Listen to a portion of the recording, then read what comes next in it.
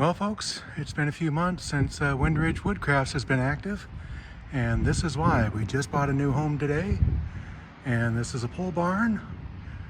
It is 30 by 40 feet, so it's 1,200 square feet. It's got a little bit of power in it. We'll have to add that. We're just putting in a few items. This is the first pickup truckload of stuff we're bringing over to the new location. So anyway, like I said, 30 by 40. It's actually, it's a fairly old pole barn. The house is built in 1965. So that puts it at 58 years old. And we can see that it's had a few different lives in it. So not much going on here. You can see a lot of the electrical panels have been closed off now.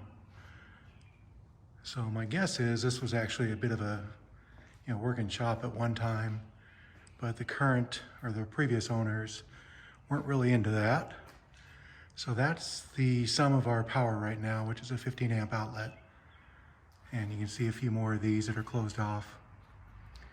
So we'll get things moving, but I just wanted to do a quick intro of what we're into and what's coming up. And actually hope to really get busy in 2023. Catch y'all later. Thanks.